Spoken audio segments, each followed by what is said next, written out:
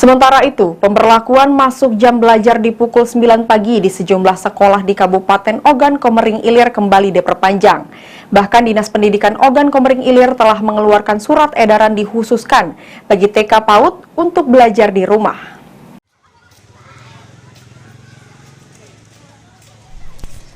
Mengingat kondisi kabut asap di Kabupaten Ogan Komering Ilir masih fluktuatif hingga saat ini, meski beberapa hari kemarin sempat turun hujan, namun pemberlakuan jam masuk sekolah dimulai pada jam 9 pagi di Ogan Komering Ilir kini diperpanjang.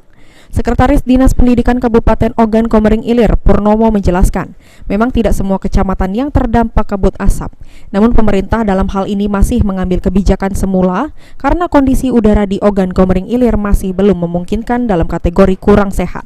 Purnomo mengatakan bahwa untuk di satuan pendidikan tingkat TK dan PAUD diterapkan untuk libur sementara dan belajar di rumah, sementara untuk tingkat SD dan SMP masih diberlakukan sekolah seperti edaran sebelumnya, yakni masuk pada jam 9 pagi sampai dengan jam 1 siang, serta diwajibkan menggunakan masker. Perlu diketahui, tidak semua kecamatan berdampak itu. Ada beberapa kecamatan yang memang mempunyai dampak kabut asap. Itu telah kami lakukan langkah-langkah kemarin. Pertama, sesuai dengan kapasitas kami, menghimbau pada seluruh satuan pendidikan warga sekolah itu untuk semuanya memakai masker. Itu himbauan kami yang pertama. Kemudian yang kedua, untuk mengurangi kegiatan belajar yang berada di luar ruang kelas. Jadi juga kami mengeluarkan edaran mengurangi jam belajar dalam 1 jamnya itu dikurangi 10 menit. Setiap mata pelajaran, Pak? Setiap 1 jam. Satu jam. Setiap 1 jam pelajaran. Jam pelajaran 10 menit. Kemudian durasinya tentu kurang lebihnya sampai jam 1. Itu baru anak-anak bisa selesai menjalankan pembelajaran di kelas masing-masing. Itu berlaku sampai dengan tanggal 23 kemarin. Iya. Karena mengingat situasi dan kondisi yang sekarang ini masih, meskipun tidak semuanya, kami kemarin mengeluarkan edaran lagi per tanggal 23 Oktober, hari Senin. Iya.